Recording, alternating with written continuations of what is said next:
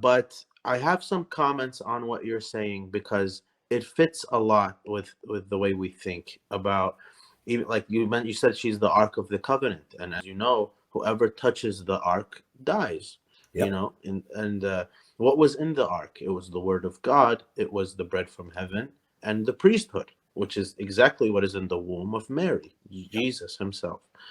Um, and if you don't mind, William, if I can just read some Oh yeah, prayers we have, because I definitely. just want the viewers, maybe they're not gonna be exposed to Mhm. this richness in somewhere else, you know. Definitely.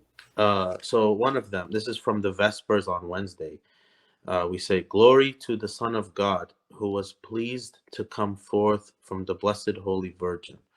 By her ear she received him," and meaning her obedience to Gabriel, his message. By her ear she received him, and she bore him in her womb.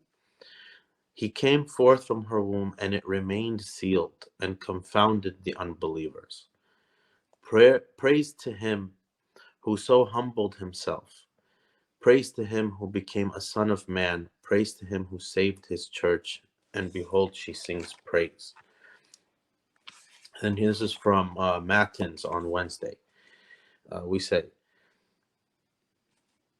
"Blessed are you, Mary, who gave birth to the living Son of God. Blessed are you, precious vessel, in whom the merchant descended and dwelt.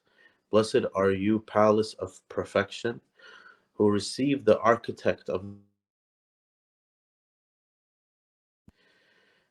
You bore him, and your virginity was preserved. You brought him forth and remained pure. Blessed is the Lord who came forth from you." And then the last one, this is Elijah referred to this earlier today. "O Solomon, fair child, what is that garden of which you sang, which was closed and sealed in its virginity? It is Mary, from whom came forth the gardener who planted paradise. Who is she who conceived the child without marriage? It is Mary of whom Isaiah prophesied, Behold, a virgin shall conceive and bear a child, who shall be to all a wonder. Peace be with you, full of grace, said the watcher to the virgin. The Lord is with you and shall come forth from you in a holy manner. The King whose kingdom shall have no end forever. The door which Ezekiel saw represented you, Holy Virgin. Man never entered it, but only the Lord, glory to him, who so humbled himself because of Adam to restore him to his inheritance." Amen. So, in the Syriac tradition that William was talking about earlier regarding um, the I think it was Elijah or William or both, about Mary and Joseph living together, um, and both by their own free will being celibate together. So this is very what's the word, common in the early Syriac tradition. You see it a lot. There's an order, a proto-monastic order called B'nai Qiyama, means sons of the covenant. Qiyama is, that word is related to the word for resurrection, which is a qiyamta. So if you see in the Gospel of Luke, when the Sadducees, ironically, are questioning Jesus and telling him about the story of the woman whose husband died and she married his brother and his brother, and then they ask him in the resurrection, whose wife will she be?